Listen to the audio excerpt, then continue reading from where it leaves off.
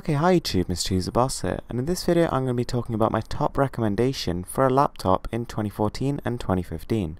So to get the answer straight out the way, the laptop I'm actually going to recommend is the 2012 Retina MacBook Pro. So out of all the laptops I've tried, this is by far the most beautiful, elegant, and actually relatively well priced machine. So being 2 years older than the current models, it's actually much cheaper, and you can probably find it on a pretty good price pre-owned on eBay, something like £500–600 off the initial price, and that'll net you about £900 or about $1,100. And for that you are getting a glorious machine. So to start with the display of the device, we have a 2880 by 1800 display, so this is above QHD resolution and it's still beautiful. Even though this is only 3 years old, this is the exact same display that they're still using in the current models, and it outshines just about everything I've ever seen in terms of color reproduction and crispness. So then we have Apple's signature touchpad, and even to this day nothing beats it. After using this, just about any other laptop's touchpad just seems puny, insignificant, and honestly total rubbish. So firstly, you can actually click it and it's all basically one big button. You can't actually press it right at the very top, but just about any other place is perfectly clickable, which means that whichever point your finger is at, you can still access all the functions you need to. It's also got multi-touch, which means that you can do some really awesome things like opening up mission control, i.e. the ability to instantly access any other apps just by swiping upwards. And I think most people with Windows laptops will really appreciate this, because all you can do on them is literally just scroll down on one side to actually move down a page, and even that barely works. But on the MacBook, everything you do on this is flawless and it just works every single time. And I've used this machine for over 2.5 years and I have not had one issue with the trackpad. It's also more comfortable to hold, it never seems to get sticky. It's not quite made of the same metal as the rest of it, but it feels great. Then we have all the connectivity.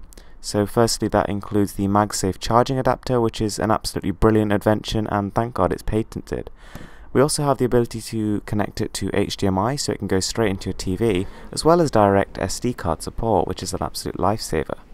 So being an older model, we have some slightly older specifications here, but honestly they're still really good. So as you can see, we have a 2.3 GHz Core i7, which is still blazing fast, a 256GB SSD, which is again still top of the line, and that SSD alone will cost you £200 still. We have 8 gigs of RAM, and yeah, I mean, this is by no means a slow machine. In fact, quite the opposite. I'd say it's actually very fast. I mean, if you compare it even to a similarly priced, £1,000, £1,200 laptop, it still actually feels quicker, and that's a combination of the hardware and the macOS software, which is optimized amazingly well. Then we have the keyboard, which honestly it lacks a little bit of tactility, and it's not the best keyboard that I've used, but it's got one massive benefit of looking amazing, and it's also backlit, which is just super cool and actually really useful. If you're ever typing in the dark, this is a total lifesaver.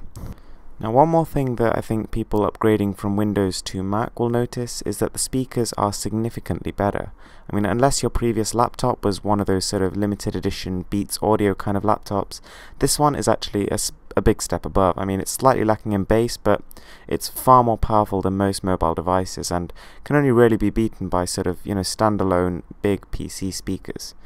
So, I mean, I think one of the other things I should mention is that with every single MacBook you also get free applications. So there's iMovie, GarageBand, Pages and Numbers and all sorts, and they're all really impressive. They're highly polished applications, and they add a lot of value to the experience.